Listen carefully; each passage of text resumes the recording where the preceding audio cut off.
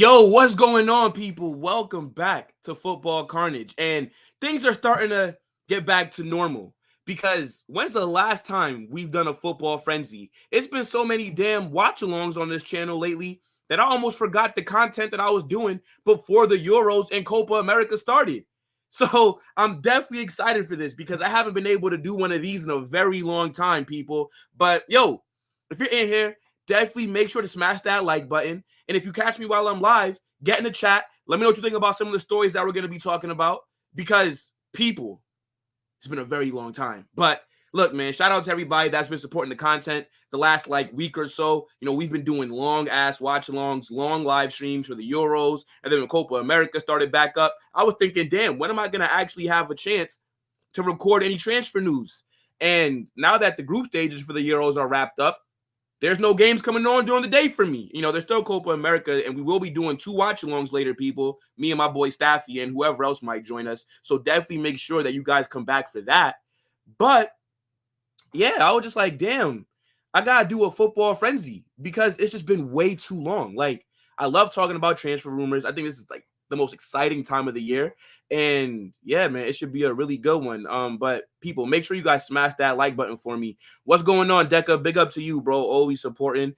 And yeah, I mean, I don't even want to waste no time, bro. Let's just get straight into it. Hold on, guys.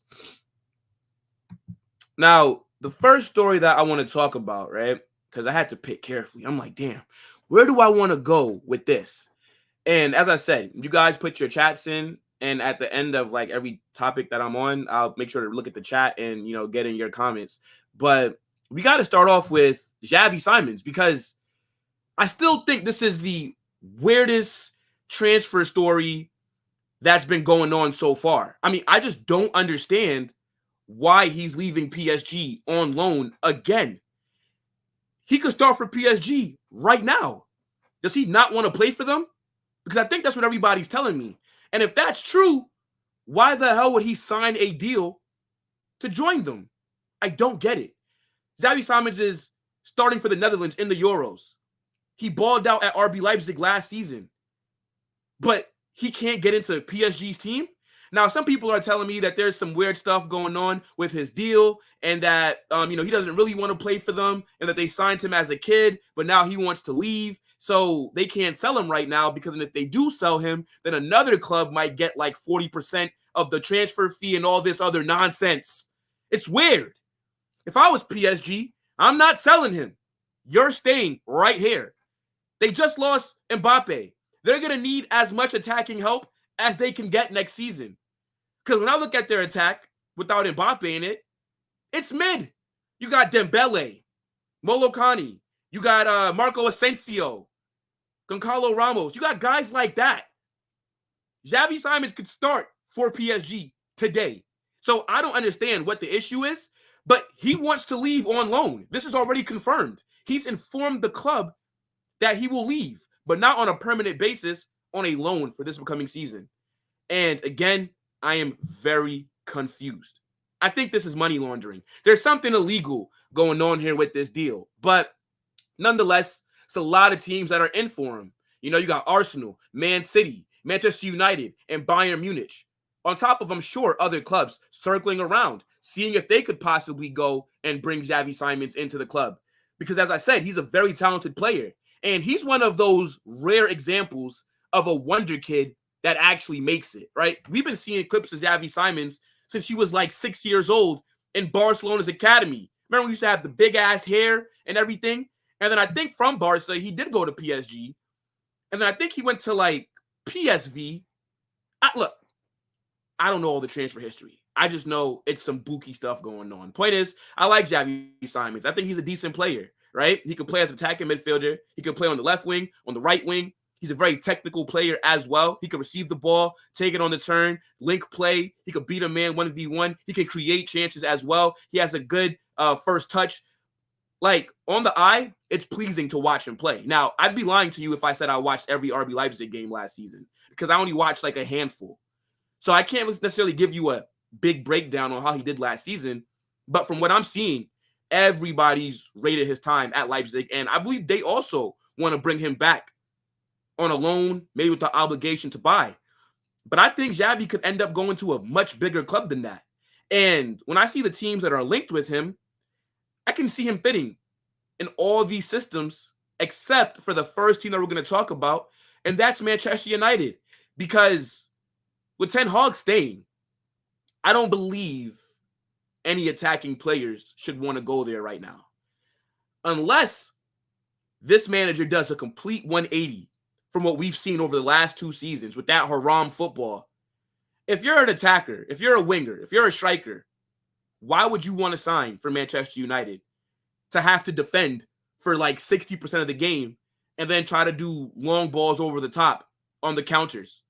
Like, that's not what's going to get the best out of you, especially if you're a player like Xavi Simons. Now, there are attacking players where counterattacking does suit their style, like a Marcus Rashford, like a Megan Rapinoe, a.k.a. Garnacho, right? I think that's why he has a career right now, is because of the football that Erik ten Hag likes to play. But if you're a technical player like Xavi, who likes to have the ball, to build up play, right? Link it with your teammates. You're not going to really be able to do that at Manchester United. Technical players just don't make it there for some odd reason. It's like they like all the shit players, but they don't rate the guys who are actually good on the ball. The ones that can actually control the game, can slow it down. Like, look at how they treated Paul Pogba. Look at Amad Diallo. Can't get a run in right now. Kobe Mainoo's playing, but is he going to necessarily thrive underneath Erik ten Hag? I don't think so. He has the potential to be a top player, Mainoo does. But with the skill set that he has, it doesn't suit the style of play that's currently at Manchester United. So if I'm Xavi Simons, I'm not going there. If I'm being honest with you, it doesn't matter how badly they want him. And then where is he going to play? On that right wing? Because I think he could play there. Sure. But that style of football isn't what's going to benefit him.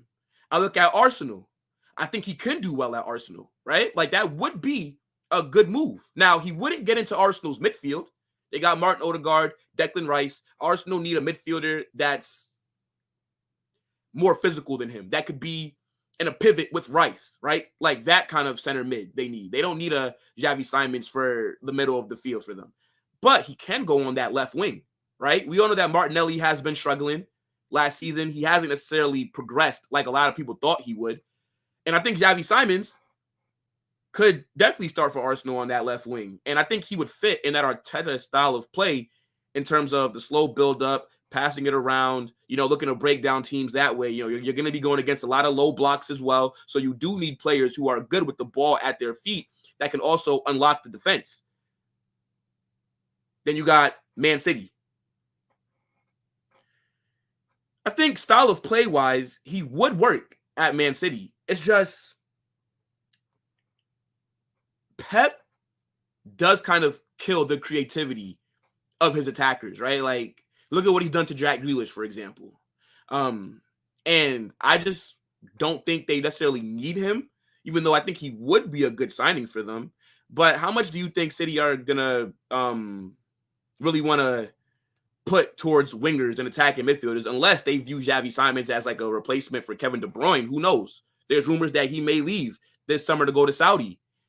But if they plan on playing him on the wings, I mean, there's a lot of competition for those 2 wing spots already, right? They just brought in Savio from Girona. You still got Jeremy Doku. Jack Grealish is still on the books. You still got Bernardo Silva, Phil Foden, right? So I don't necessarily see them bringing him in for the wings. Maybe it's to more so play centrally. And if Kevin De Bruyne does leave, then they do have to start looking at which players can come in for him, right? I would personally go after Jamal Musiala if I was City. I think they have the money to do it, and, you never know. But Xavi Simons is a player that could definitely fit that profile of a player that Pep likes to get. So, yeah, I think City are a good choice. Arsenal are a good choice. But for me, the best option for Xavi Simons would be Bayern Munich.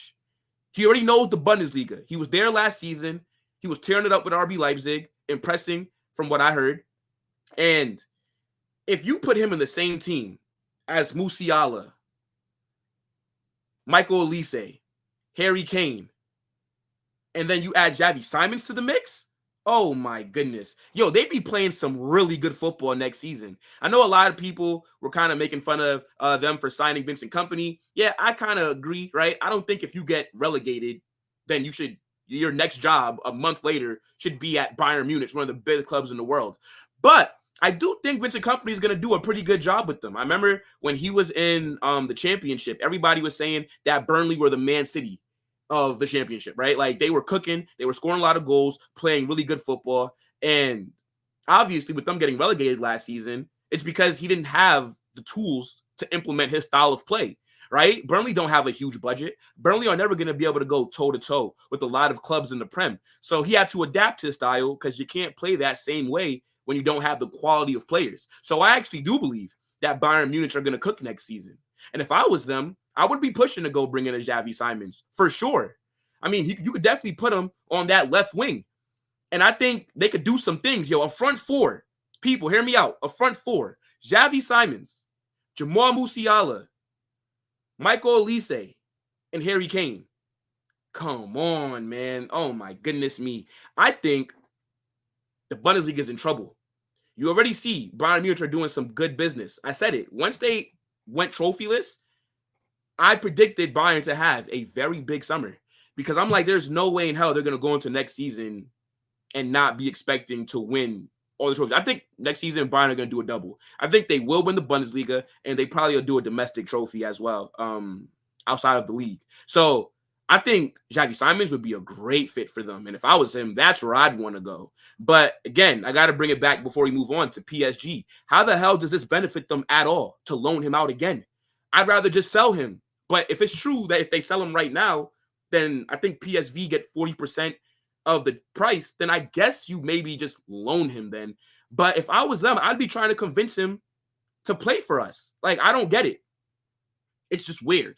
Telling you, something crazy is going on with this deal. But I need you guys to let me know in the comment section, which team do you think should sign Xavi Simons? I think Bayern Munich would be the best fit for him. On top of that, they also have Leroy Sané, but let's be honest, Leroy Sané is not looking like that same player that we're used to seeing. He looks kind of washed at the moment, and if he doesn't find his form very quickly, he will lose his place in that starting 11, right? They already brought in Olise, and I think now, if they don't sign anybody else, he'll probably be on that left wing. But if they go bring in Xavi Simons, trust me, Leroy Sané's starting spot is in jeopardy, and I think Simons will probably take that from him if I'm being honest. But as I said, man, let me know where you guys think he should go. Like, what's the best fit? But aside from that, we could move on and talk about Jadon Sancho. Now, we all know that he's leaving Manchester United this summer, right? Especially once they confirmed that Ten Hag was going to be remaining as the head coach, manager, whatever the hell you want to call him. Sancho has no future at the club anymore. We know that they fell out last season, and that's why he ended up on loan at Dortmund. Now, I don't know about you guys, but I rate Sancho. I think he's a good player. To me, I don't believe that the reason he's flopped at Man United is 100% down to him. I think he is a flop. Because when you spend $72 million on a player and it does not work out, there's no way else to classify that. But I believe it's mostly because of the systems that Man United employed while he was at that club. It doesn't really make any sense to me why you'd buy a player like Sancho, a guy that's good on the ball, can link play, gets his teammates into it, slows down the game, and is good attacking, and then you put him into a team and you want to counterattack. How's that going to work? Like, how are you going to look at what Sancho did at Dortmund and then buy him to play in a completely different style? It doesn't make any sense. So he was always destined to fail at that club. And I remember back when they signed Sancho, I was like, oh, shit, Man United are about to cook. Because I believe that was the same summer they brought in Ronaldo and Raphael Varane, if I'm not mistaken. Like, all three of these guys came in the same window. And I was like, oh, my goodness, what are United cooking? Like, they might actually be back. And things just have not worked out. And he was on loan at Dortmund for the last half of the season. And I thought he played well. He didn't tear it up like what he did when he was in Germany before. But he didn't look bad, right? And I think he was very crucial in their run to the Champions League final. I mean, you guys saw that game against PSG where on the same pitch as Mbappe, he was the best player in that first leg. He was cooking. And I do think that there is a market for Sancho, and his value has dropped a lot. So I think anybody that ends up buying him, they're going to get a very good deal for a player that I believe has a lot of potential. And Barcelona are a club that he was linked to even before he went to Dortmund. And this rumor has kind of been persistent. And I actually can see this deal happening. I think Sancho would start for Barcelona right now. And I think he would do well in their system.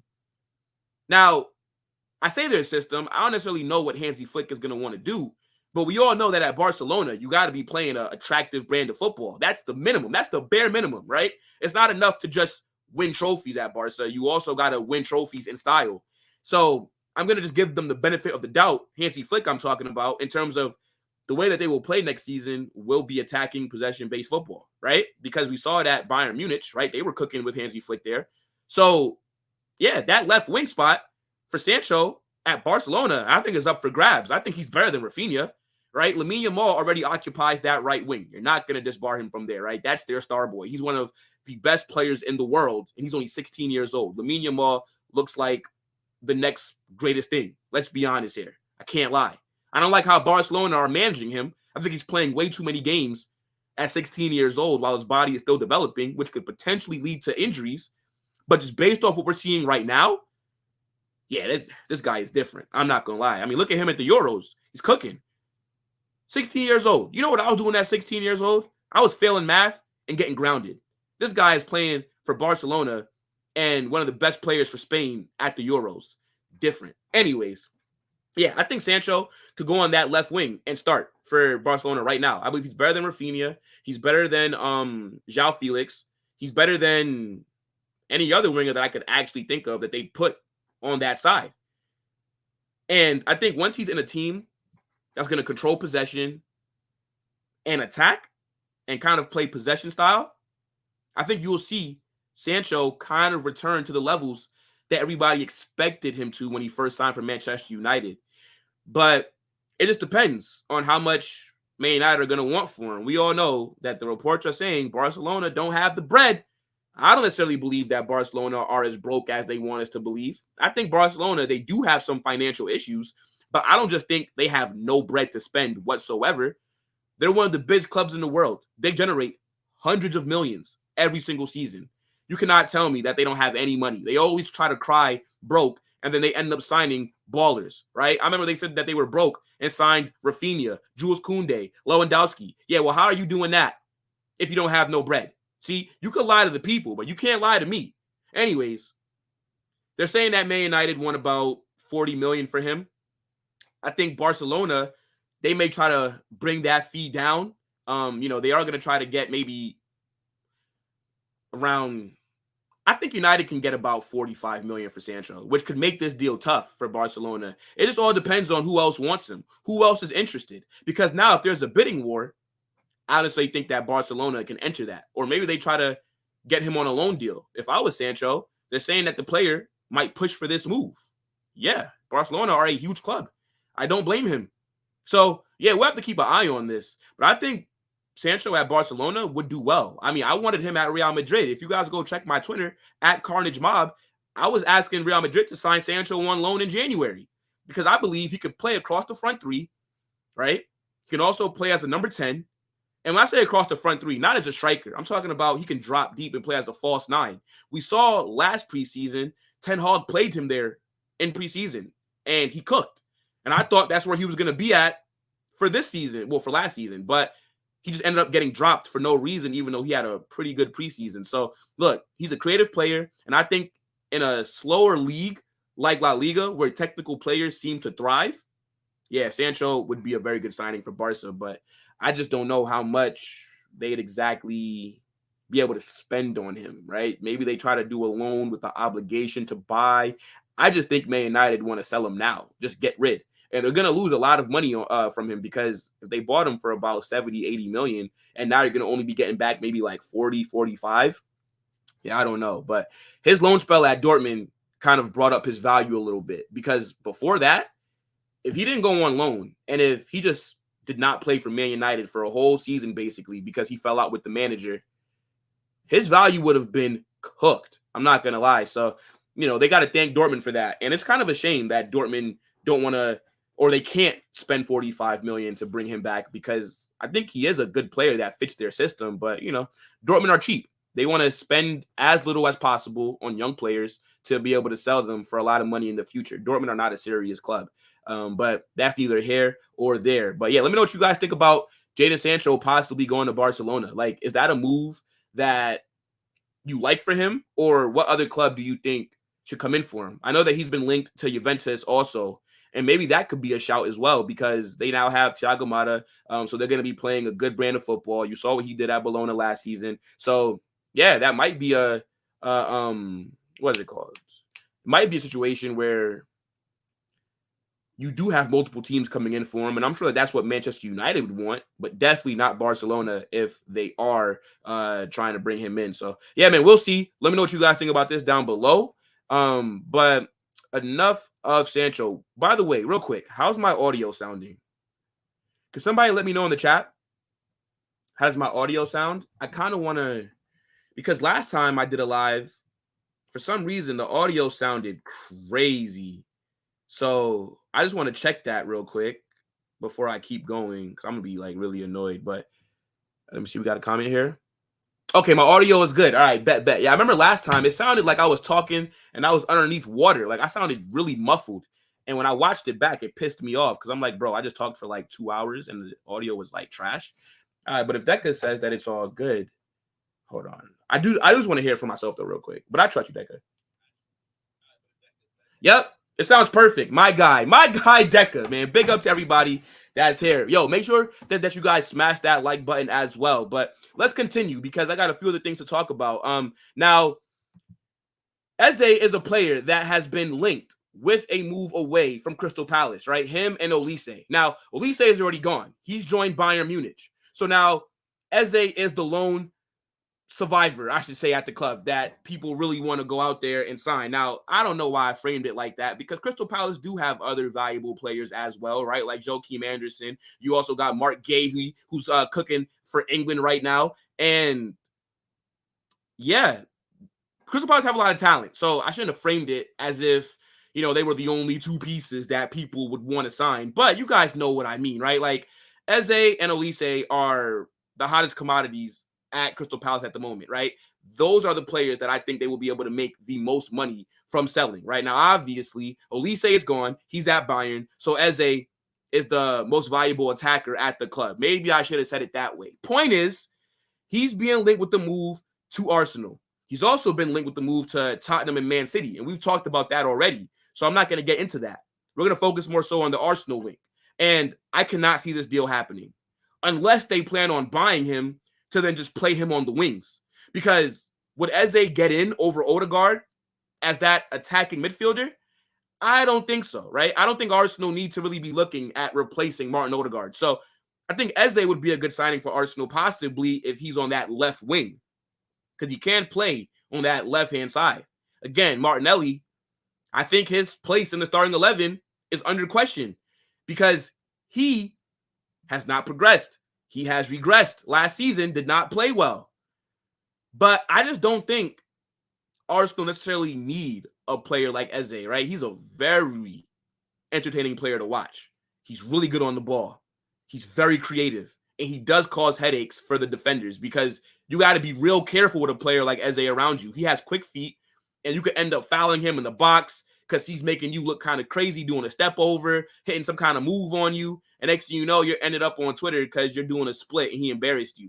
Point is, I don't think that Arsenal need a player of his profile, right? I think Arsenal need more so an attacker that's going to be able to bag them like close to 20 goals a season, right? Now, if Eze is somebody that they do want to bring in, then they definitely have to address the striking position because Eze is more of a creator, right? So they're still going to have that issue of who can be up front for them that's going to bag goals. Now, I know that Kai Havertz is technically their starting striker, and he did do okay for his first season. I'm not going to lie. I still don't really like the deal for them. But you need somebody that can bag you at least 20 goals in a season. And Eze's not going to be able to solve that problem for you. So if you bring him in, I think you'll create more chances. But if those chances are coming to Gabriel Jesus, Kai Havertz, and Eddie Nketiah, what good is it? On top of that, he's going to cost a lot of money. I think they're saying that Eze might be like 60 million. And that's At least, because don't forget, I brought up about how Tottenham and Man City are looking at him. So there could be a transfer battle here, unless he does have a release clause, but then you'd have to pay that in full. I just don't think that Arsenal need an Eze right now. They need a center mid and they need a striker. Those are the two things that I think they need to be focusing on. But I think getting Eze from Crystal Palace, if he does not have a release clause, is going to get a little more difficult because they already sold Olise. They probably do not want to let Eze leave in the same window as well, because then that's the creativity gone from their attack, unless they're going to be able to go out there and sign somebody else to maybe replace him. But then what's the odds that they're going to do as well as he has? So, we'll keep an eye on this one. But Arsenal cannot see this deal happening. I think, we're just getting to the point in the summer where all these big clubs are just going to get linked to every single player that's out there just for clicks and stuff like that. But, there are some stories that I believe, but this one, I can't see it happening. I think he ends up at Tottenham, if I'm being honest. I think Tottenham will sign Eze this summer, and I think that would be a good signing for them. I think Arsenal, he fits the profile of players that I think would fit in an Arteta system, but I just don't think they need him, especially if he costs 60 million. Now, if Eze was like 15,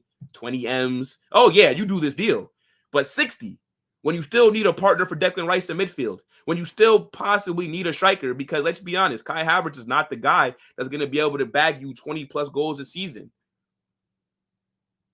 I can't see you justifying spending that on Eze, especially when his best position is central in that attacking role. He's not even really a winger like that. He can do that because of his skill set, but it doesn't really make sense in my opinion. I don't know what you guys think, but Eze to Arsenal, I think that is a load of nonsense. Now, I do want to, where should we go next? Maybe we can go 1, 2, 3, 4. Okay, so I do got a few more stories to talk about. So, we'll do it like this. We'll do it like this, people. Let's go over.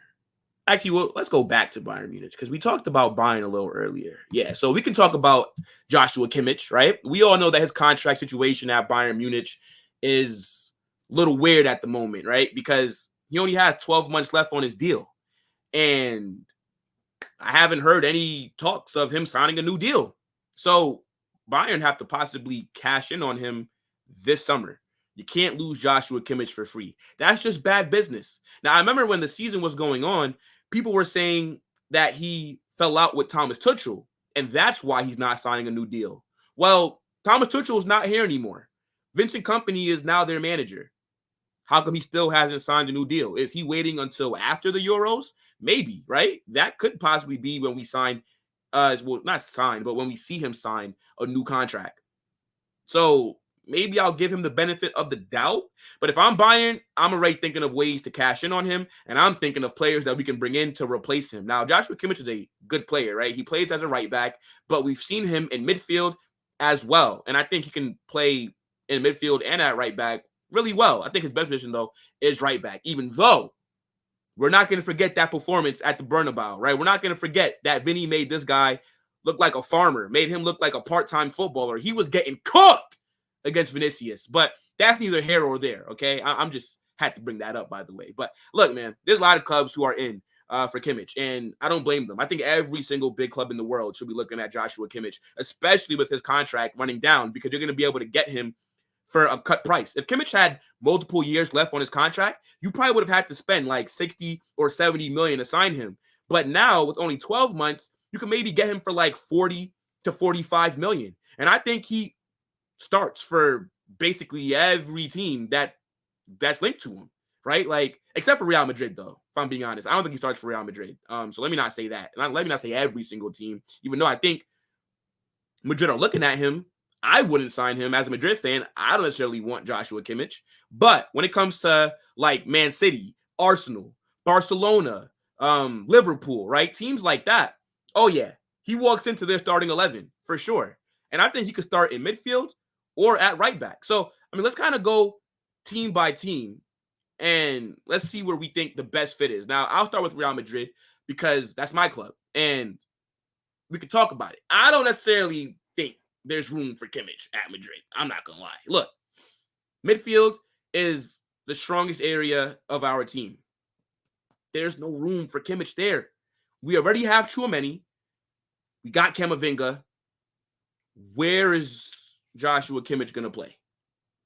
It's not like we need him at right back. I know Danny Carvajal is getting a bit older, and I do think we need to start looking at right backs to bring in next season, or after next season, we should be looking at right back. So next summer, I think that's when we'll target a right back. Kimmich is 29 years old, so I don't necessarily think he fits the profile in terms of his age of what Florentino Perez and the board are going to be looking at for right back, and there's no room for him in this midfield. So don't see this deal happening. I understand why they're linking him to Madrid because he's a good player, and generally, you know what I'm saying, Madrid are usually in the race for these kind of guys. But I just think if there was a time for us to go sign Kimmich, it has passed. Now, Man City, I think that's a great fit for Joshua Kimmich. On top of that, he's already played for Pep Guardiola at Bayern Munich. Pep's the one who gave him his debut. So he's familiar with that system, and they need another midfielder that can possibly be in a pivot with Rodri. You imagine a double pivot of Rodri and Joshua Kimmich? That would be tough, right? Like, that would be arguably the best pivot in the world. He could also play at right back, right? Kyle Walker, we know that sometimes he deals with injuries, but I don't really rate Kyle Walker that much. I think Kyle Walker he's fast as hell. I think that's the only reason that he still plays. I'm going to be honest, because he's not good attacking and he's not that good defensively. He's just fast, right? Like, his pace lets him disrupt what teams have going on in terms of counterattacks. And you do need a player like a Kyle Walker, but I just think Joshua Kimmich is a much better right back, even though I don't believe Kimmich would start at right back for Man City. I think if they were to bring him in, it'd be more so for that midfield. But City are going to look to strengthen. I mean, last season, they were pretty weak. Like, that was arguably one of the weakest City teams that we've seen underneath Pep Guardiola, and they were still able to win the Premier League. But I think they're going to strengthen this summer. They've already brought in Savinho and Yankudo from Girona, two ballers. I think they are going to address that midfield position because you can't be starting Kovacic and having guys like Matheus Nunes as your center mids. Like, come on now, let's be honest. So I could definitely see Kimmich being a signing for them if he decides to leave Bayern Munich, because Man City, they arguably have the best team in the world, right? They are going to be the favorites to win the Prem next season, to win everything. Let's just be honest. I saw the percentage even for the Champions League, even with Real Madrid having Mbappe. Man City, percentage-wise, are still the favorites to win next year's Champions League, even though we just won it. I don't get it. But, I mean, it makes sense if you're Kimmich. If you're going to leave Bayern Munich, you got to go to an elite club, and that's what City are at the moment. I think he'd also be a good fit for Arsenal. Not at right back, because they have Ben White, who has looked phenomenal at right back, by the way. I mean, I don't know what the hell's happened to Ben White, but since he became a right back, this guy looks like a completely different player, because I thought Ben White was so mid as a center back. But Arsenal, I said it earlier, one of the main positions that they need to address is center mid and striker. Kimmich ticks that box. Kimmich next to Declan Rice, because we all know that Rice can't play as a lone six, right? We've seen it for England in the Euros, and we all saw it last season, because even though Rice was a good player for Arsenal, right? He had a good first season. We know that Rice is a guy that likes to crash the box, right? How many times did we see him score a late goal with a header, or, you know, coming up the pitch a little bit where he'd carry the ball and maybe take a shot from outside the box? Like, he doesn't like to sit back. So you need somebody next to him that they can kind of communicate with each other, and that if one goes forward, then the other one can sit back and kind of make sure that they're covering the area that might be left open because the other guy went forward, if that makes sense. I feel like I didn't explain that too well, but you guys know what I mean. And Arsenal are going to be underneath a lot of pressure next season. They have to win a trophy. Arteta cannot go 4 full years without winning something. There's just no way. So I think a midfielder like Joshua Kimmich would bring a lot of experience to Arsenal as well. He's won everything at Bayern Munich, and he's going to bring that mentality over with him to Arsenal. And again, he checks the box for a position that they need. I know that they're trying to do a whole project youth. I don't know if they're still doing that, but I know they usually look at younger players, and Kimmich is 29. So that could be maybe an issue for them, but it should not, because I don't think that Arsenal are no longer in that rebuilding stage. Arsenal are in the win now stage. And I think if they don't win something next season, Arteta needs to be sacked. So, look, it's a lot of things that have to happen for Arsenal this summer. Like, they got to be aggressive in the transfer window. And I think Joshua Kimmich, signing him, would show great intent. That would show that you're not fucking around anymore. That would show that you want to go toe-to-toe with Man City. So, for me, would be a fantastic signing. I look at Barcelona. This deal also would make sense. Hansi Flick is now their manager. He may look at it and say, yo, Kimmich only has 12 months. This should be a good deal for us to do, especially with Barcelona not having a lot of money, they say, to spend on transfers. Right back, he could play there, right? Because who do they start there? Sergio Roberto? João Cancelo? I think he'd start at right back for Barcelona. I don't necessarily think they need him in that midfield, right? They have a lot of midfielders, Barca. They got Frankie de Jong. You also have Pedri. You got Gavi that's coming back. And there's probably somebody else that I'm forgetting as well. But Barca's midfield, they also have Gundo as well. So they don't necessarily need Kimmich in that area. But he could slot in there if injury happened. I mean, let's be honest. We're talking about Pedri here. This guy is cooked. He's made out of Swiss cheese. Very good player, but can't stay fit to save his life. I don't know what the hell's happened to Pedri. But yeah, I think Kimmich would more so be the right back at Barca, unless they have a right back that I'm just complete. Oh, Jules Koundé. Yeah, Koundé is there. Kimmich is better than Koundé. I think Koundé is a little bit overrated. And there is rumors that he may leave Barca this summer. Yeah, Koundé. Nah, give me Kimmich. Give me Kimmich over Koundé. Yeah, I don't really rate Koundé that much. He is a good player, but I think he hasn't really lived up to his potential since they brought him in from Sevilla.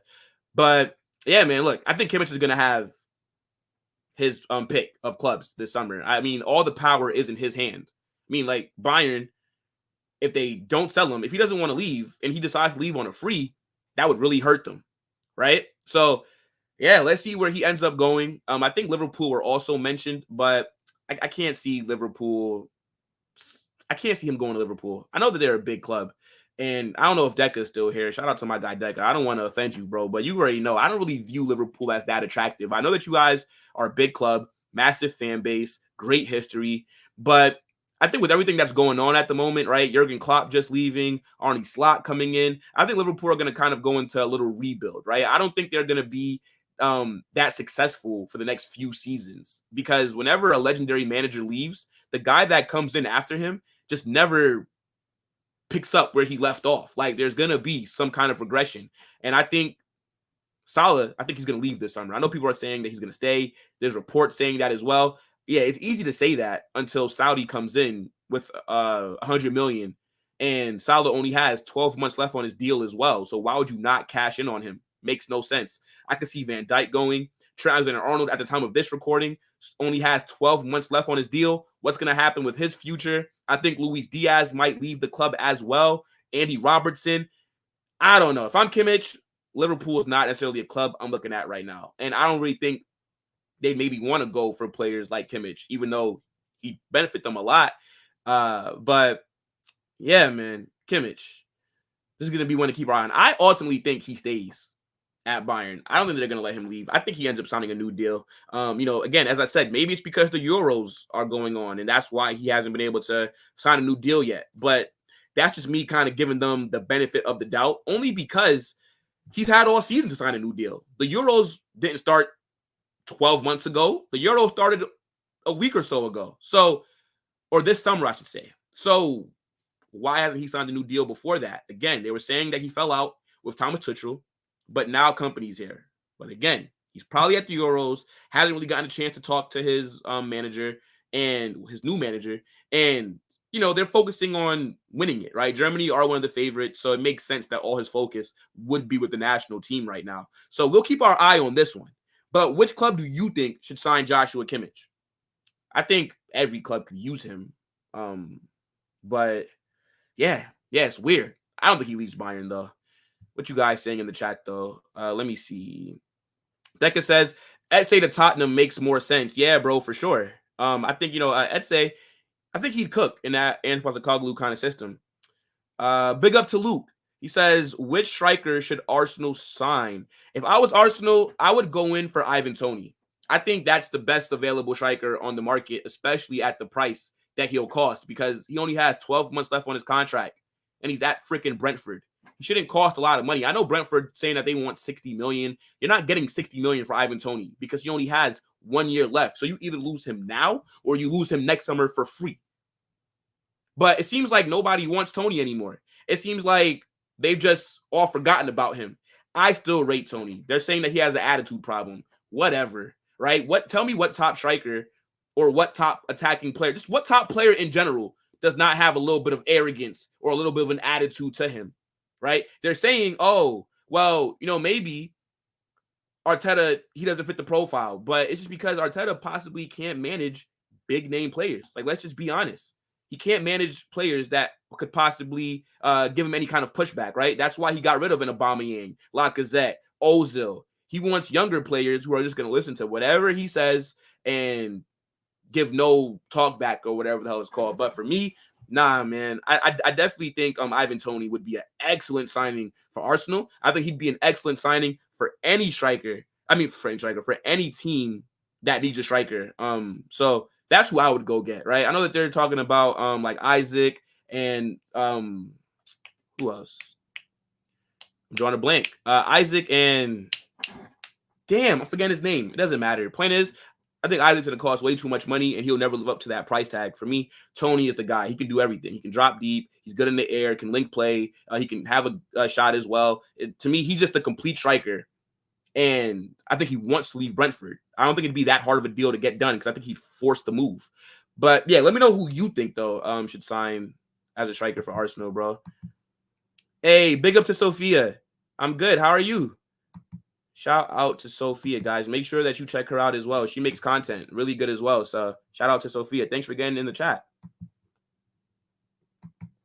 Let me see. All right, but let's move forward, though, man. Let's move forward. So we talked about Kimmich. Yeah, we can move on to Nico Williams. Now, I need you guys to get in the comment section for this one. And let me know if you rate Nico Williams or not. I think he's having a really good Euros. He's cooking. I'm not going to lie. I'm not somebody that rates him that highly. That's why I asked you guys if you rate him, because I feel like people online like him. And I don't like that. Even though, as I say, he is having a really good tournament so far. But I think he is a little bit overrated. I've watched him a few times at Bilbao. I haven't really been that impressed. For me, yeah, I don't know. I don't know what it is. It's just something about him that I just don't rate that highly. And then when I'm seeing the price that it would take to bring him in, right? We're talking about 60 M's, right? And then his wages, he's on big wages at Bilbao. He's on like 200 something a week over there. And he's going to want a lot of money to leave that club. I just don't think it's worth it. Like, I'm just very conflicted about him. Like, I see him play for Spain. I saw what he was doing. I forget against which country it was, but he was man of the match. He was giving that right back a lot of problems. And there is potential there. But for me, not for that money that is going to cost to bring him in. Now, I know a lot of clubs are looking at him. I know a lot of people want him to go to their clubs as well. But everything is indicating that he wants to move to Barcelona, right? I think him and Lamine Yamal are really close as well. They're like best friends or something like that. And it makes sense for Barca to want to sign him. He's Spanish as well. And I think Nico Williams would start on that left wing for them almost immediately, if I'm being honest. I mean, the left wing is a position of need for Barca, right? Raphinha, the fake Brazilian. We're going to talk about him actually after this. So I don't want to go too much in on him. But Raphinha, João Felix, we don't know if he's going to be able to come back because at the time of this recording, he's gone back to Atletico Madrid. He was only at Barca on loan. Who else do they have out there, though? I think Ansu Fati is coming back from Brighton, but I think his Barcelona career is over. I feel like I'm forgetting somebody. And then when I look back at it, I'm going to say, oh, my gosh, how did I forget to mention him? But point is, yeah, I do think that Nico Williams can start on that left wing for Barca. Their squad's not as strong as it should be. Matter of fact, let me check this real quick because I feel like I'm talking about Barcelona. And hold on. Yeah, because I feel like I'm forgetting somebody. Or maybe I'm not, and I'm just overthinking it. 1 second. I'm looking at Barca's attack right now. Oh, yeah, and Ferran Torres. Yeah. I can't believe I just actually wasted time to look up Ferran Torres. What the bro, Ferran Torres is mid. Nico Williams would start on that left wing at Barcelona. And him and Lamine Yamal, they have that chemistry. I just don't know if Barca are going to be able to afford to bring him in. I think he has a release clause of like 58 million, and he's going to want big wages as well. Now, I do believe that Barcelona are a big enough club where Nico Williams may take a pay cut to join them. I mean, we've seen multiple players who are better than him do it. So that's definitely not out of the question. But the reports are saying that, yeah, he's willing to hold out for a move to get that Barcelona deal done. But clubs like Arsenal, I think Chelsea, Aston Villa, Liverpool, I think was Manchester United linked to him. A lot of teams are linked to this guy. And I think he would make sense for Arsenal, right? He starts on that left wing. Martinelli has been struggling. Aston Villa, I can't really see that deal happening. I don't even know who plays on that left wing for Villa, right? I know they got Leon Bailey, you got Moussa Diaby. They also just signed Illing Jr. in that whole transfer deal with Douglas Luiz. So even though I think Nico Williams would be a good signing for Villa, I just don't think they'd be able to attract him. And honestly, know if they need him. But I can see Villa getting the deal done. I just don't think it'd make that much sense for them. Also, Liverpool, right? What's going to happen with Luis Diaz? He may leave the club. If he does, you're going to need another winger. Now, Arne Slot likes to play possession-based football. I think Nico Williams does have the potential to do that. But I don't know, people. I just don't really rate the guy like that. I don't think he's shit, but I don't think he's really good either. I think he's just a decent player. Like, I just don't get the hype. Maybe it's me. Am I crazy, guys? Let me see. Nico Williams, so he is a good, I mean, I've been impressed the Euro, Sophia, for sure. Like, I have been impressed watching him this tournament, but I don't know, though. Like, 60 million for Nico Williams. Like, is it worth it? I don't know. I feel like I got to watch him maybe a little bit more because everybody does rate him. But I've seen people on social media hype up a lot of players that I don't necessarily rate. I mean, like, which club do you guys think would be the best fit for him? Yeah, Barcelona have Torres. Yeah, but Ferran Torres is just mid. Like, let's be honest, bro. Ferran Torres is not a good player. He's just average. I don't know how the hell he made it at Man City and then got to deal with Barca. Like, that's just crazy. He probably put himself every day. He probably can't believe it himself. Chelsea pulled out the race for Williams. Yeah, probably because he cost too much. And actually, I think Nico Williams would have made more sense for Chelsea than Olise, because Olise plays on the same side and the same position that Cole Palmer does. At least Nico Williams would start on the left wing, and they do need a left winger, if we're going to be honest. Mudryk, mid. Raheem Sterling is not the player that he used to be. So this deal would have made sense, but Chelsea are just linked to so many damn wingers. I mean, it's like Wingers FC over there. They do need a striker more so than another winger. But Nico Williams could have started on that left wing for them. Yeah, but I think he wants that Barca move. So we'll see. But I think that he will leave this summer. I can't see him staying at Bilbao past this summer because, look, he won a trophy last season with them. He's already playing ball with his brother, right? Inaki Williams is there. But now I think it's, maybe time for him to make that move. I don't know when his contract runs out, though, because if Barca can't afford him, would he run down his deal to get that move?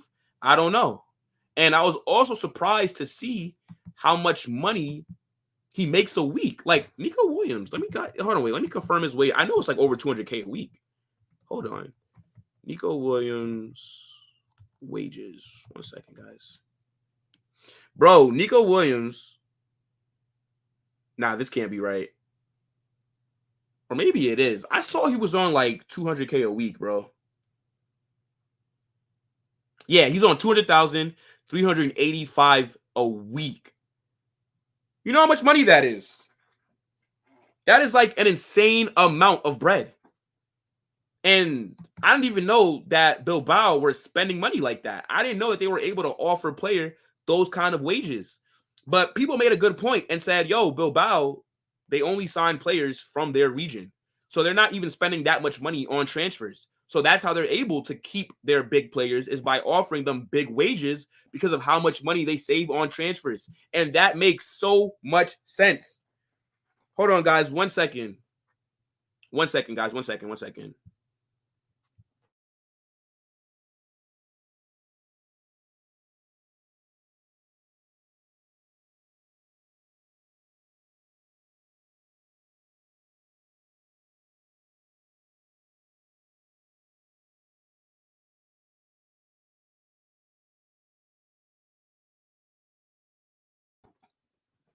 Yo, I almost forgot to, my laptop almost just died. I forgot to plug in the charger while I was recording.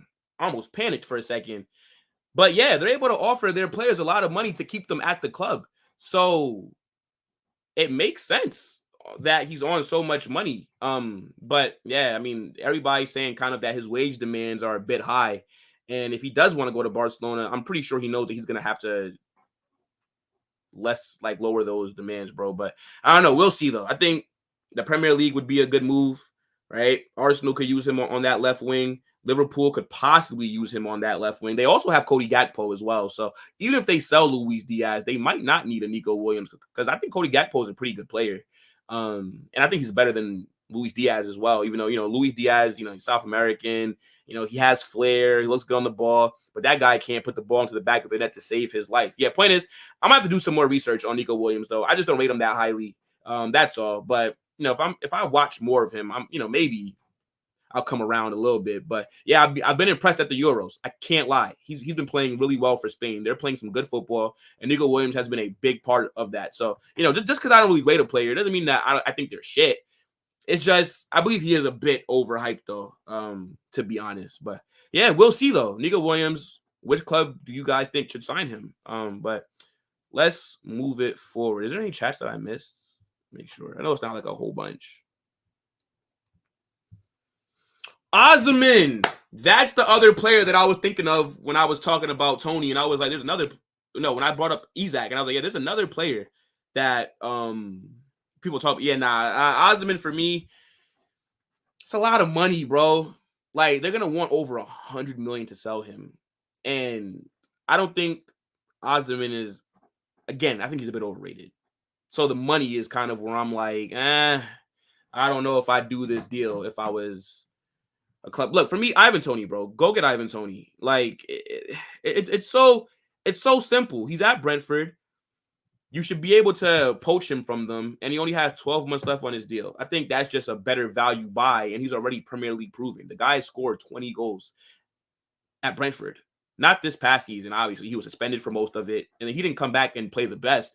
But imagine what he'll do at Arsenal, and a team that's going to give him a lot more opportunities, and he'll have a lot more of the ball. Like, it's a no-brainer, in my opinion. But, it is what it is, man. Let's keep it moving, though. Let's keep it moving. I do have a few more stories to get into.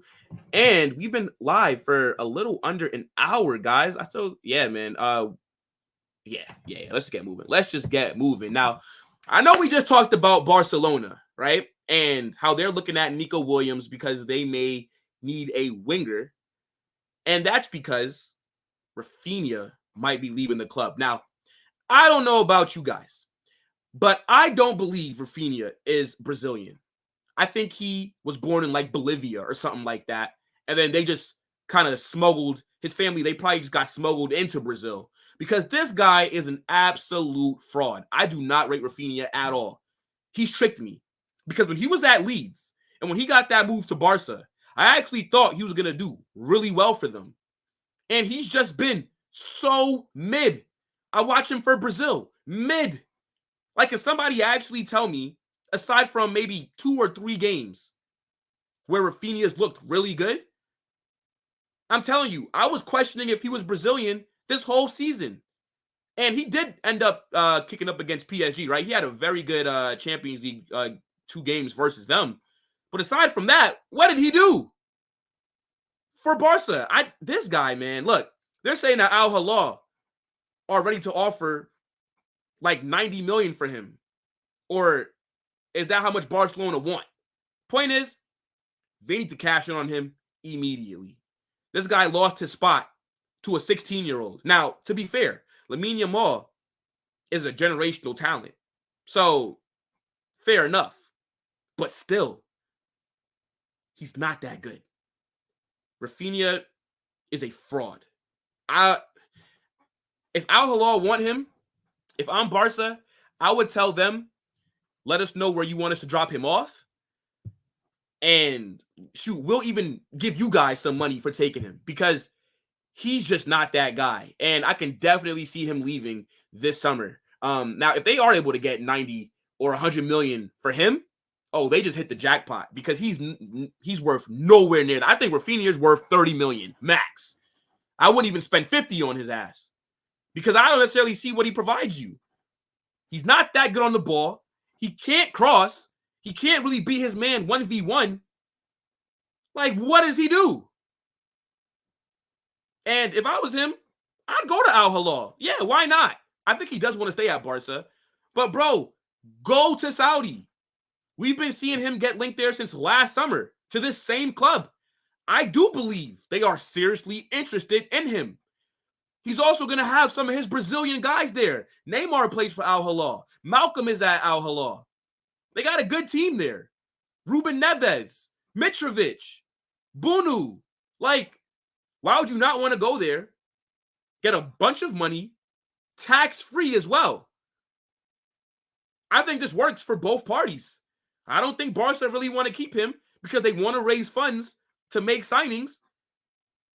And I think Raphinha is going to benefit by getting a bag. This seems like a pretty clear and cut case of get your ass out of here to me. I'm telling you, I'd force him out the club if Al-Hilal are going to be giving anywhere close to. I would sell him for 60 million. I'd force him out the club. But yeah, man, this guy's been a huge letdown for me. And he pisses me off because I'm a huge Brazil fan. That's my favorite national team.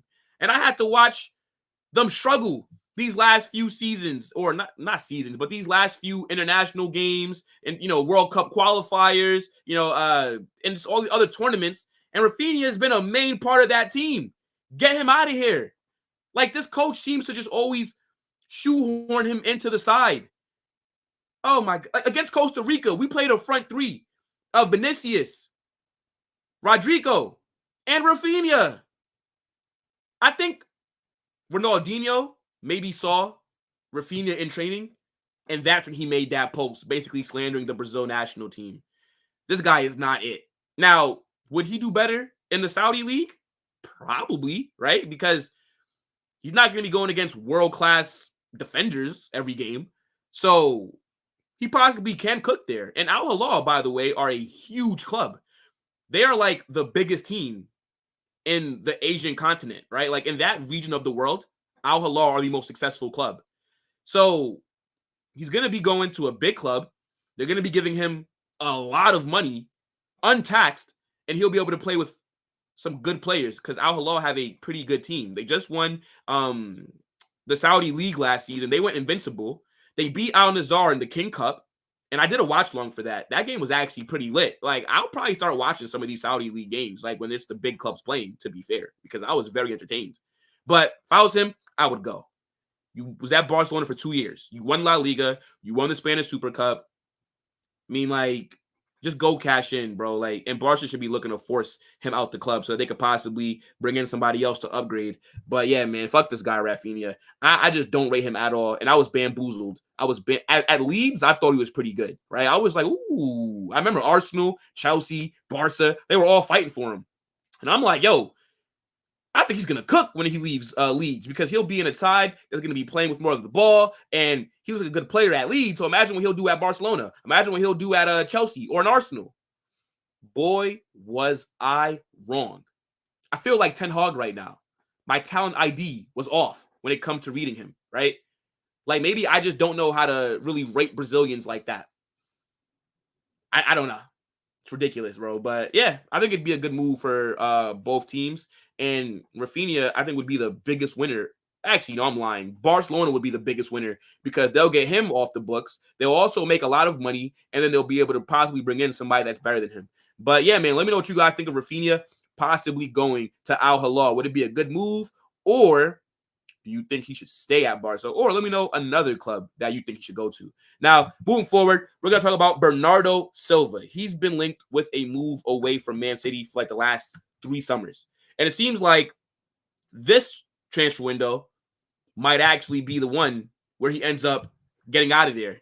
Now, he's mostly been linked with the move to Barcelona. I think that's where he wants to go. Like, if he was able to pick and just join them without having to worry about the finances and negotiating and all this other stuff that might complicate that deal, I think he would go to Barca.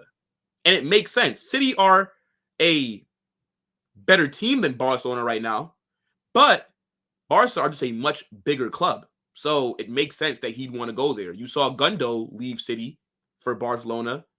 I think, yeah, Bernardo Silva would leave them for Barca as well. On top of that, living in Spain is a much better quality of life than living in England. I mean, like, come on, bro. Like, England, the weather's always gloomy. It's raining. The food sucks. Like, I wouldn't want to live in England either if I could live in Spain, right? And play for a huge club out there.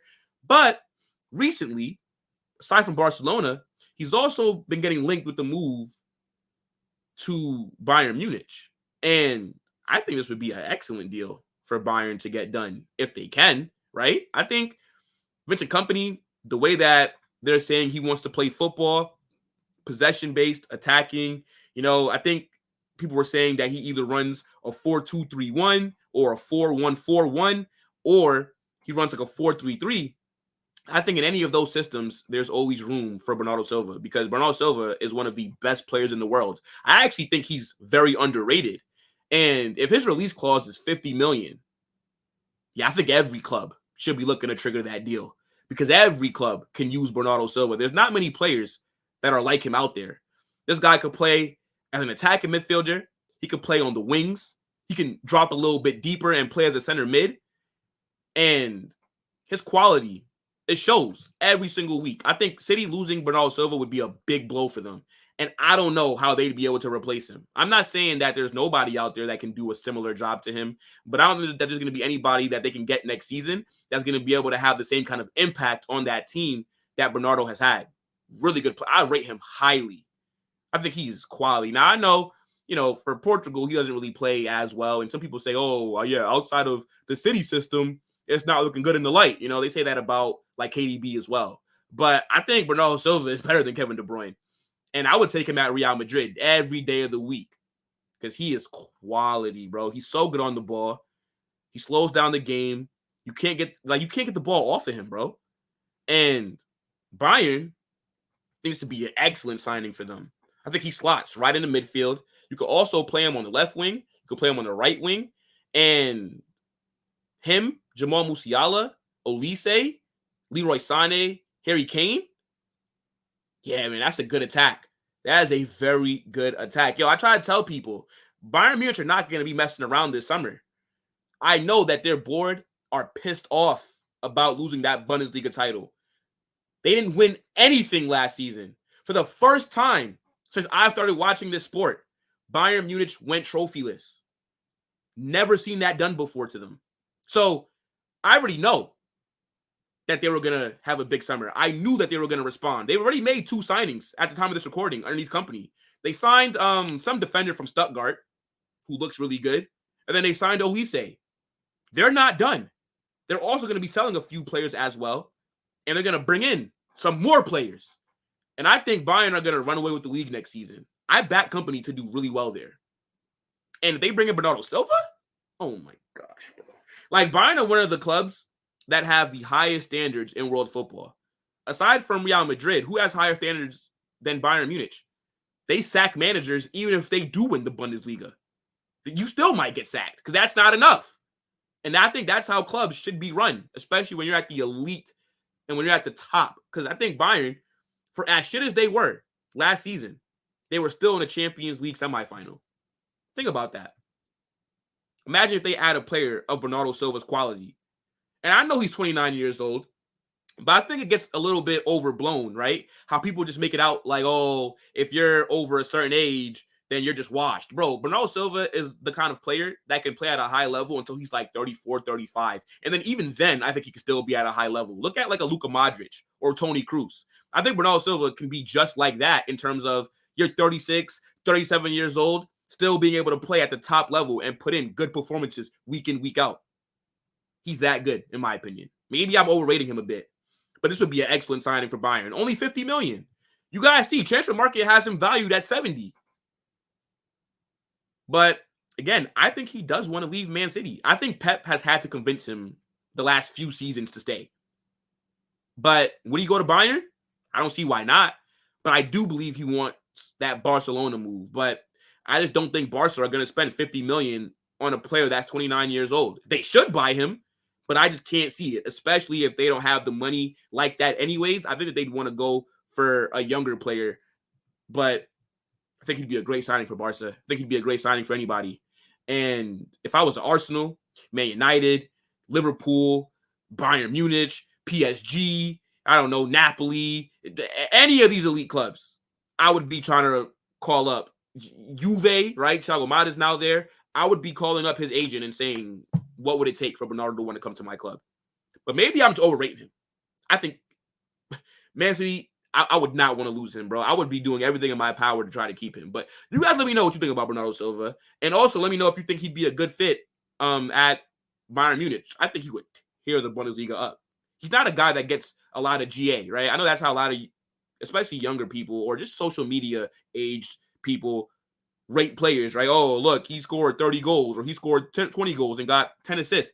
I don't really rate players solely based off GA. I first go off the eye test.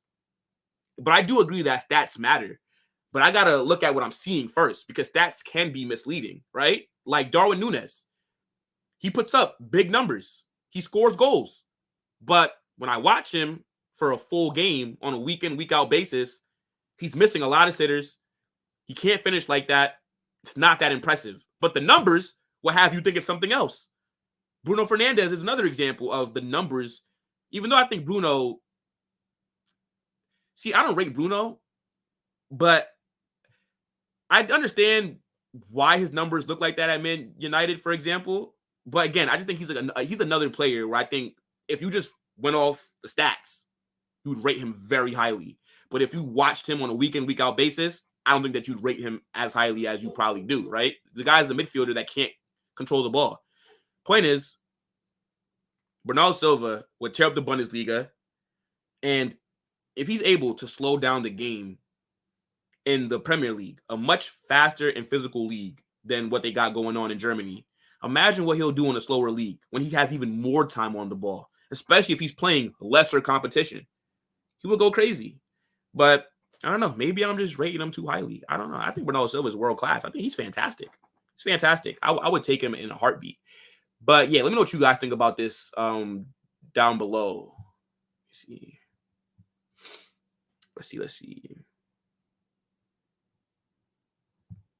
Sophia says Bernardo is class. Yeah, love him. Yeah, I'm 50 million. It's crazy, Sophia. Like, that's all that they want for him. Or not all that they want. I'm pretty sure that they would want a lot more. But I don't know why you would negotiate this low of a release clause in his deal. But I think he does leave City this summer.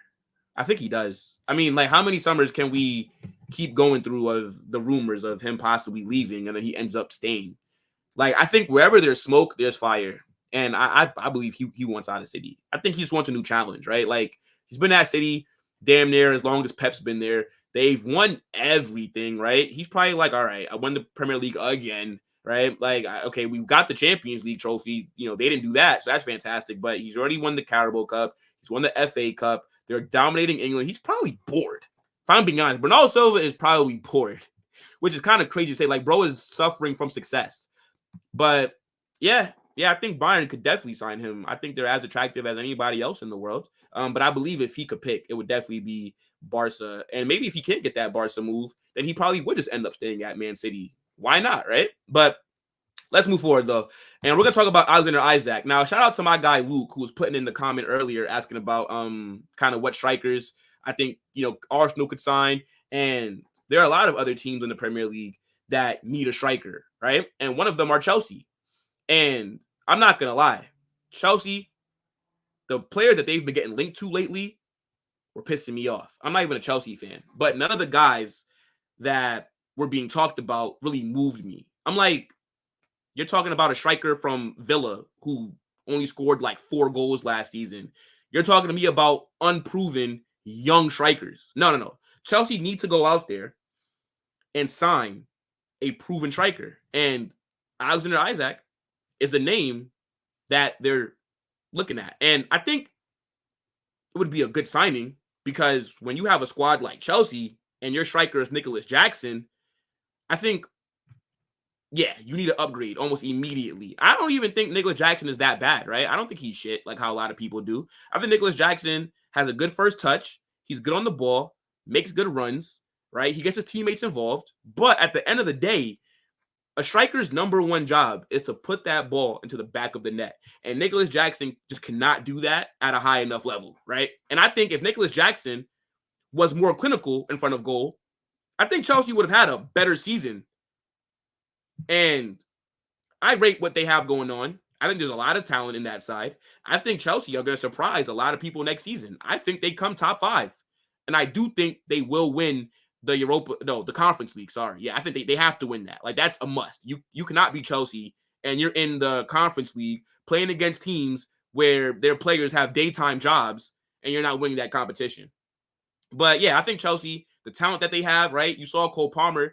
He was arguably the best player in the Prem last season, right? Reece James is going to be back fit. They also had Malo Gusto, who was cooking. They got Enzo Fernandez, who I think is a really good midfielder. I think Caicedo is good as well. And Kunku's going to be healthy. They got Levi Caldwell. I think they got to address a few positions. I think Chelsea need 3 to 4 positions that they got to sign somebody in, right? I think goalkeeper, left back, striker, and maybe a winger. No, actually, no, not even a winger. I'd say center back over a winger. If they go out there and get 4 players that are of starting level, I think Chelsea are going to make some noise next season. And before Pochettino was sacked, I did predict them to come third next. I actually did have them taking a massive leap into top 4. But now that they got this new manager here, Enzo Maresca, I don't know too much about him. I know he won the championship with Leicester City. They say that he plays possession-based football. But look, I can't assume that in his first season with Chelsea, he'll finish third. I can't see that happening. So I'm kind of stepping back from that prediction.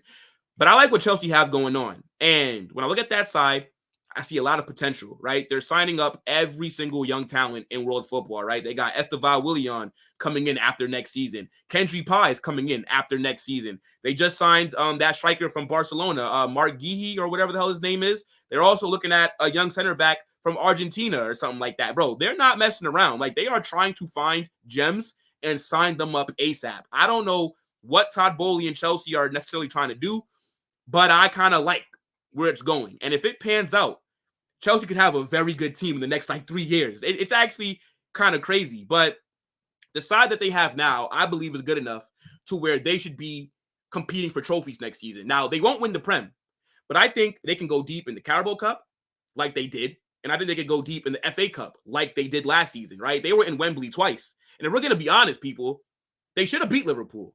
And they damn sure should have beat Man City if they were more clinical. But again, Nicholas Jackson was up front. Now, how do you end up not having Nico Jackson as your main striker? It's by going out there and buying Alexander Isak, right? I think Isak is a good player. He looks really good. He could come in off that left wing as well.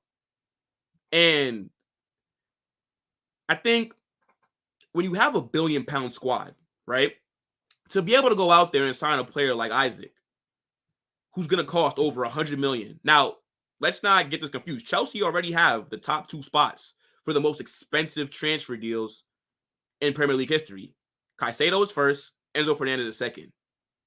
Now, if you go get Alexander Isak, you're going to have to spend more than you spent on those 2. So now they'd have the top 3 spots, and they spent that money in the last 2 to 3 seasons. Where does FFP now come in? That's what I'm wondering. They're going to have to sell some players.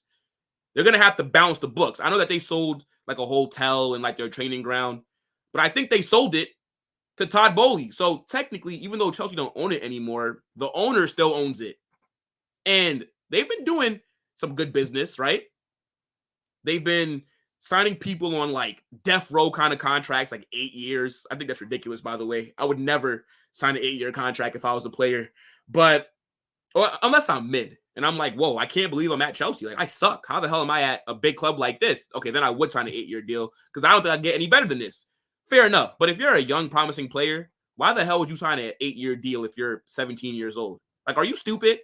Your agent needs to be fired. But what Chelsea were doing were they were using that 8-year deal to spread out all the payments throughout that, right? So they kind of cheated the system a bit.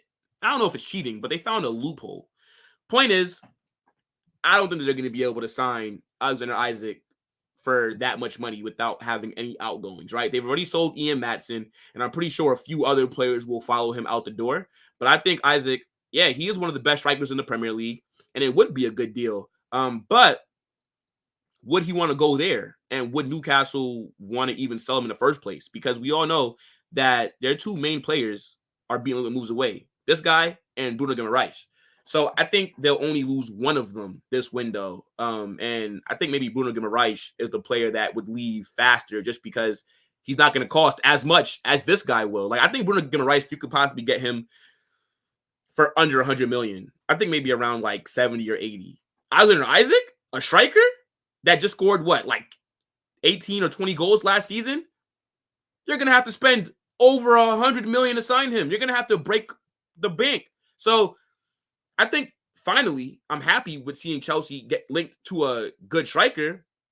I just don't know if he's the one that you should be going out there and getting. I see that they're also linked to Victor Osimhen as well. I wouldn't sign him. I said earlier when I was talking to Luke, I was like, bro, I think the best striker out there that's available is Ivan Toney. I think Ivan Toney would fit perfectly at Chelsea. But if it's Isak, that would also be a good signing, but it's going to cost so much money that I think even we got to call the police. If they're able to sign Isak without really selling anybody, we got to call, I don't know, the police. We got to all call UEFA and ask what the hell is going on. Do FFP does not apply to Chelsea? Anyways, massive upgrade over Nico Jackson. And again, I rate the Chelsea team. And I think if they had a better striker, they would have had a much better season last season. And I don't think Pochettino gets sacked because I believe they would have won a trophy. They were at Wembley twice. And they still ended up finishing 6th for as bad as everybody was making it out to be their season was. It was all doom and gloom.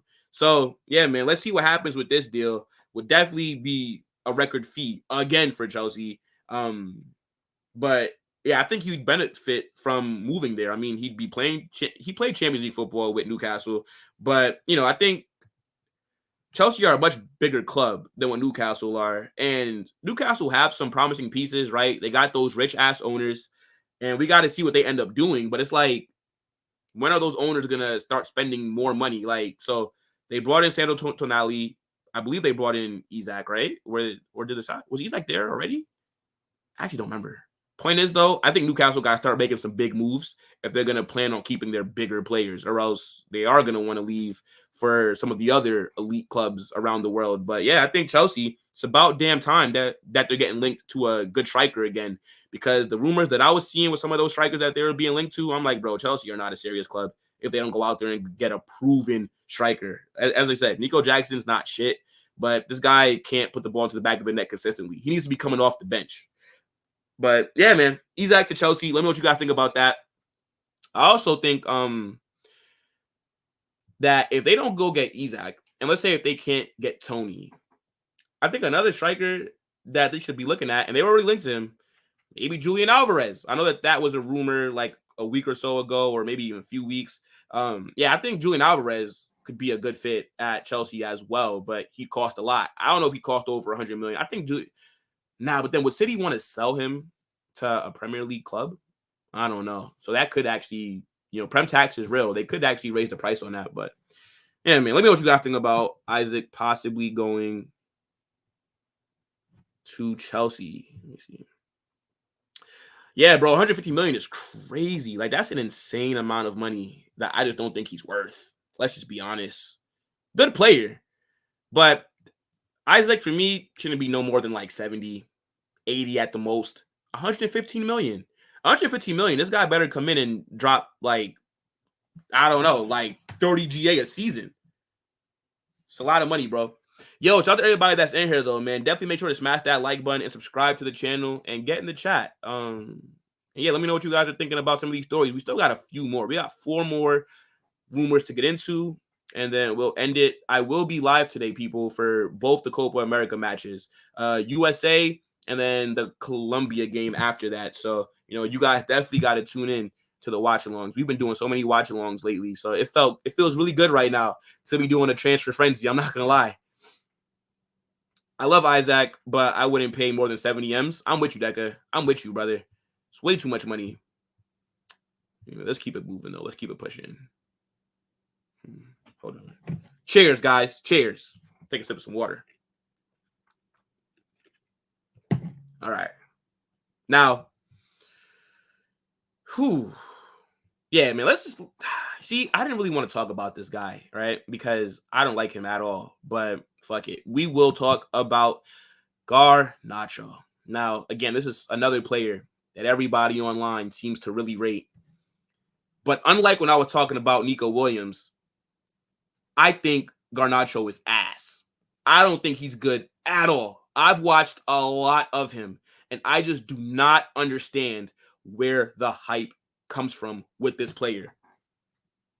I can't think of one good quality that Garnacho has.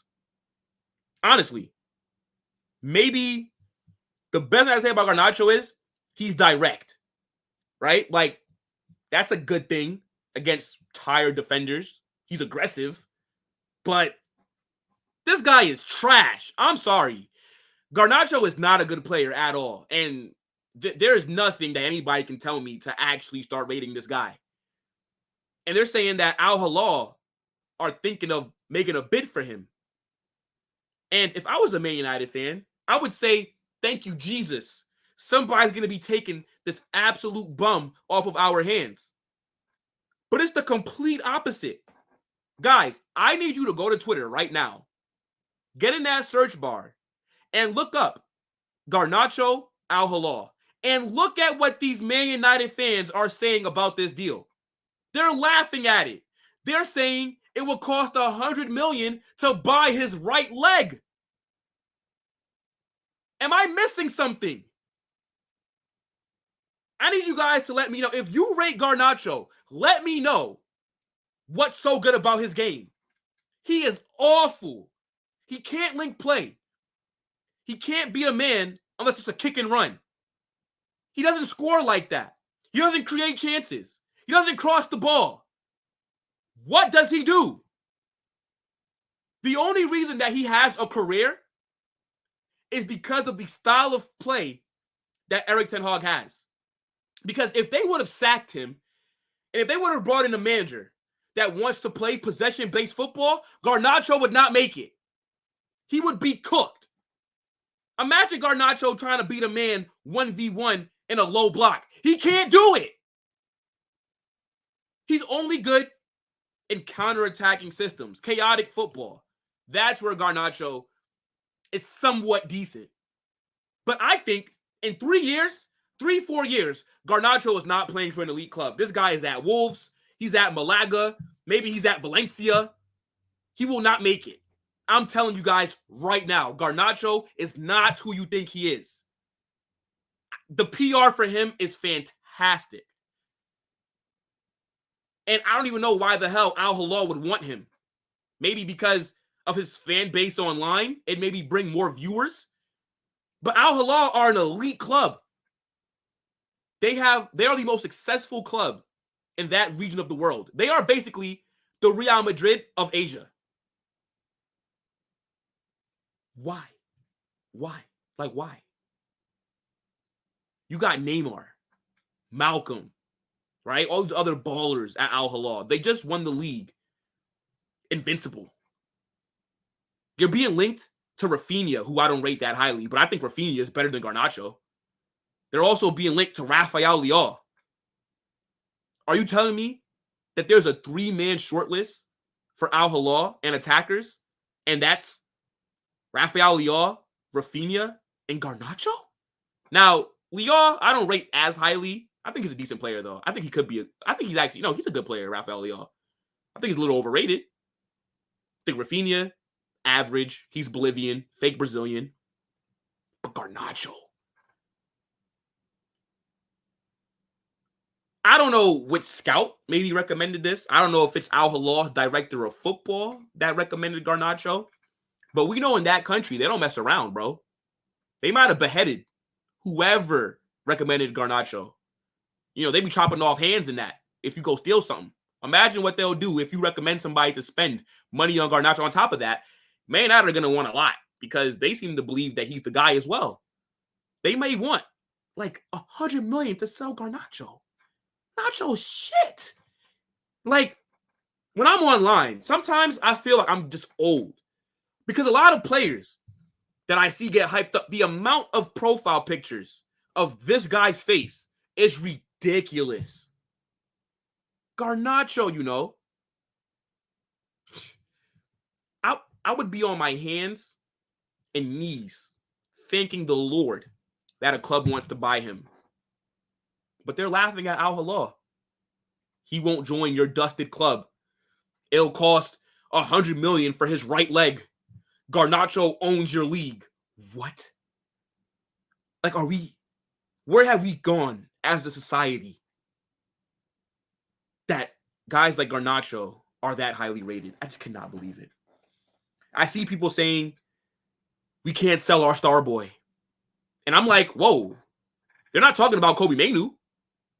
They're talking about selling or buying Garnacho, not Mainoo. You're saying star boy. Like, I just don't get it. I don't know. Garnacho to Al-Hilal, or Garnacho to Al-Hilal, bro. No. Yeah. I don't even got too much to say about that, bro. I ain't gonna lie. That guy is absolutely awful. He is absolutely cheeks. Garnacho is hot ass. I can't think of one thing except for him being direct. What other qualities does he have? He scored that bicycle kick over the head. Everybody lost their shit. It was a fantastic goal, by the way. I will give him credit. He will probably never score a goal like that ever again in his life. He is, bro. Then he went from what, number 45 last season? Well, the season before. Then they gave him the 17. Yeah, man. I don't know, bro. Maybe I just don't know ball. He became more overhyped when he scored the bicycle kick. Bro, I think even before that, he was still getting sucked off. Even before that. But you're right, though, Deca. Like, that goal probably did add on to it. But Garnacho is awful. And I'm going to make this prediction right here. In the next 4 to 5 years, this man will not be at an elite club. He won't. I don't think he has a future at Man United. I don't think he has a future at any big club, if I'm being honest. Because most big clubs like to play with the ball. Garnacho is only effective in systems where it's counterattacking. And if he is at a big club, he won't be a starter, right? I think there is some use for him as a sub, right? Because he's direct. So going against tired legs, he could be, I guess, good in a situation like that. But just overall, nah, not for me, bro. Not for me. But let's get off of this scrub, man. Let's talk about Jude's little brother, though. Because, yeah, Jobe is being linked with the move away from Sunderland. And they're talking about him leaving for big money. And I haven't really watched Jobe Bellingham. I think I've seen one game. I think it was like Sunderland versus Newcastle, I believe, last season. And he didn't really impress me too much. But I have seen clips of him on social media scoring some bangers. So I assume he is impressing in the championship because I'm sure he's not just getting a move due to his last name, right? Like, that wouldn't really make that much sense. I think Jobe has to have some kind of potential if teams are willing to spend upwards of 20 million for him, right? Now, I'm not saying that him being Jude's brother has not helped him, but from the clips that I've seen, he looks decent. I'm not going to lie. So I'm not surprised, especially with how his brother has been playing at Real Madrid, that a lot more attention has been placed onto Jobe. Now, they're saying Tottenham, Brentford, Crystal Palace, and I believe Dortmund are also looking at him. Now, it's going to be really hard for Jobe to get out of Jude's shadow, right? The PR that Jude has, you're always going to be known as Jude's little brother. It's going to be almost impossible for Jobe to make a name for himself without everybody just thinking, yeah, we're only talking about him because of his brother. Because let's be honest, I kind of am only talking about this transfer story because he's Jude's little brother. I'm not going to lie.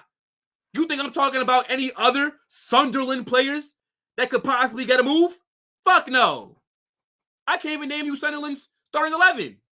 But I know Jobe. So it's going to be a positive and a negative for his career because he's always going to be linked to his brother. Now, all these Premier League teams are looking at him. And I know that they're saying that Sunderland don't really want to sell him, but he may force that move. And if I was him, I'd want to leave as well. Now, Tottenham, Brentford, Crystal Palace, Dortmund. Where do you guys think he should go? Some people might say Dortmund. Some people might say Tottenham.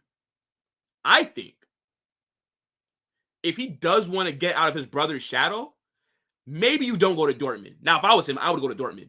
I would. Because we know that Dortmund, they are a club that sell, right? They're a selling club. Let's be honest. They are a big club, but I don't really rate Dortmund like that. And I say it time and time again. They are the equivalent of human traffickers.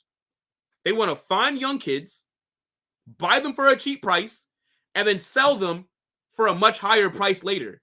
So Dortmund prioritize getting the best out of their young players. And they can also offer you Champions League football while playing in a top 5 league at a high level.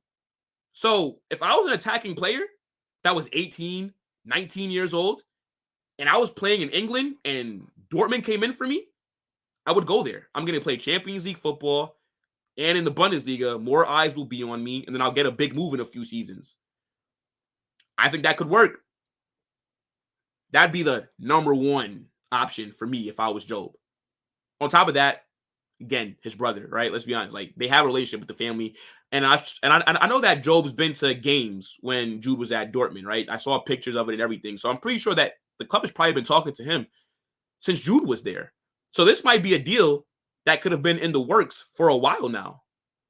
The next club that I would go to, if not Dortmund, would be Crystal Palace. I know that might surprise some people. Oh, why not Tottenham? Well, we'll talk about them in a little bit. But if I was him, Crystal Palace makes a lot of sense. Elise just left. They might lose Eze as well.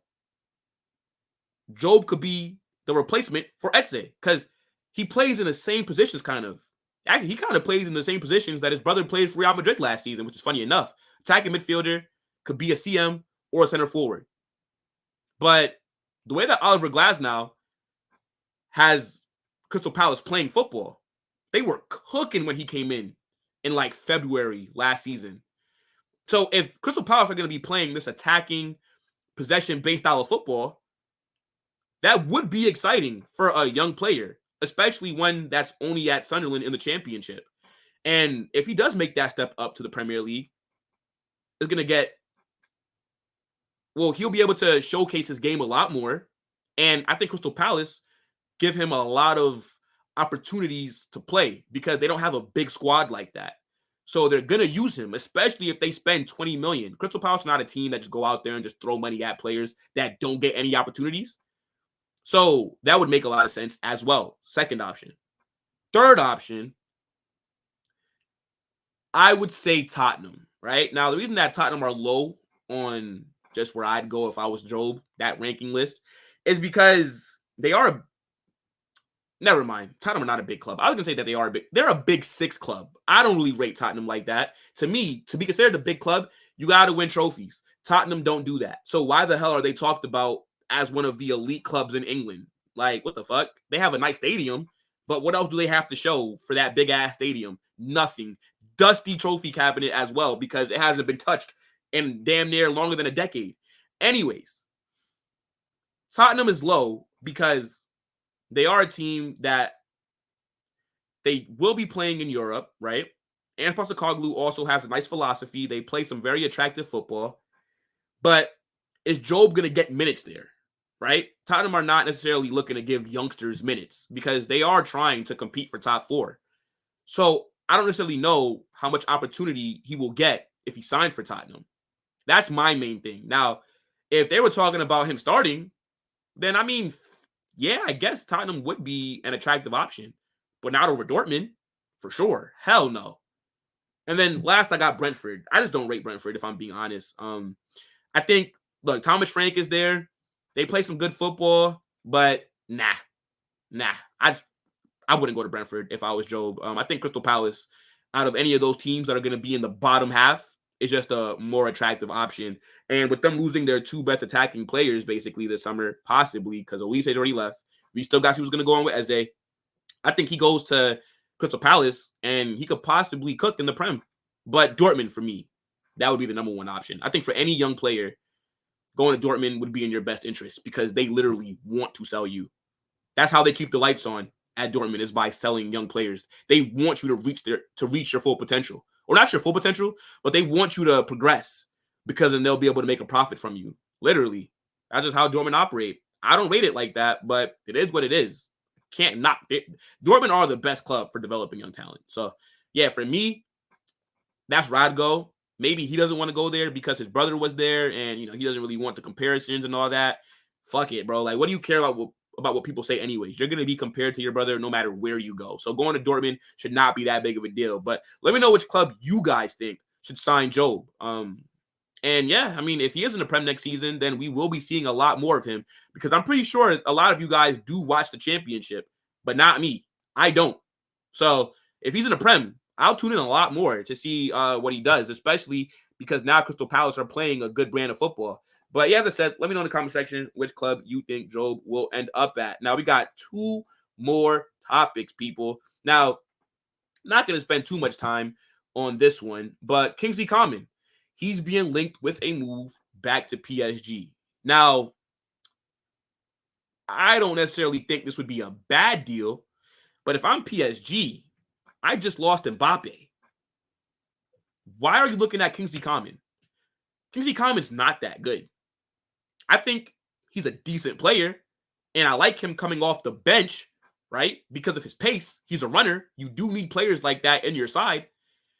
But PSG need to go out there and sign some big boy attackers, right? I predicted them to get Victor Osimhen and Raphael Leao this summer. I thought they would respond like that by losing an Mbappe.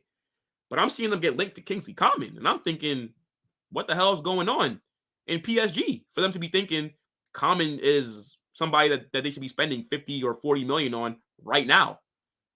Like, again, he's a decent player, but he's not all that. He's not a goal scorer. He's decent with the ball at his feet. He creates a little bit, but his main attribute is his pace. And I don't think he's going to necessarily upgrade PSG's attack. No, they need to go out there and sign two big name players that are going to be able to bag you 15 to 20 goals a season, because you're going to need a few players to chip in and replace what Mbappe is going to be leaving, right? But Coman, for me, just not the guy. I think he is going to have less playing time at Bayern, which is why you possibly see him being linked with the move away, because they just signed Olise. Then they still got Leroy Sané, still got Serge Gnabry. Jamal Musiala plays on the wing sometimes as well. So I think Kingsley Coman is probably last in that pecking order. So he probably is looking at a move away. And I think he is from PSG's academy, if I'm not mistaken. You guys can let me know if I'm wrong, but he was there before. So maybe he just wants to go back to France. But if I was PSG, if you do want to sign Kingsley Coman, then this has to be a deal that happens after you already sign the big name players. Because I don't really think that the fans in Paris are too happy about Mbappe leaving. You can't go out there and present them with Kingsley Coman. Like, that's how you respond? Come on now, bro. That would be an L for PSG if that was the case. But I don't have too much to say about this. Again, Kingsley Coman, decent player. As I said, he's a bit overhyped. But he is important to have in a team off the bench just because of his change of pace and how direct he is. So I think that's a benefit, but it's overall not for me. But, we'll see what happens with Kingsley Coman. Now, last story of the day, people. Yo, big up to everybody that's been in here. I've been going for 1 hour and 41 minutes. You know how long that is. I've just been yapping nonstop, bro. Nonstop. Yapathon. It's mad. But yeah, man, last story of the day. I got to talk about my legend, Sergio Ramos.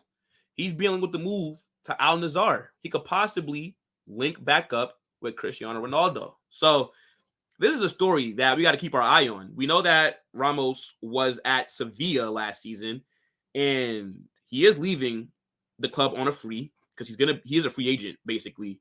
And I think his time at the top level in the European top 5 leagues is just coming to an end. The guy is 38 years old. He probably only has maybe a year or two left in him before he's out of here. And I think Saudi would be a good move for him, right? You get to go to Al-Nassr, which are a big club in that region. You're going to get to play with Ronaldo. You're going to be able to compete for trophies, and you're going to make a lot of money. I think aside from Saudi, his only other move might be the MLS, and maybe he goes to Inter Miami to play with Messi in them. I mean, he's played with Messi at PSG, so it's nothing that would be foreign to him.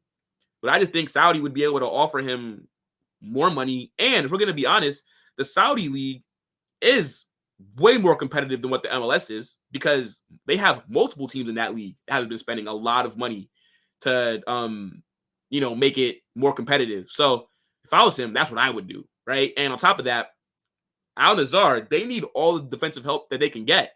I mean, they've been losing to Al-Hilal, right? You got Mitrovic dunking on them. Neymar's going to come back next season healthy. They're going to need some help.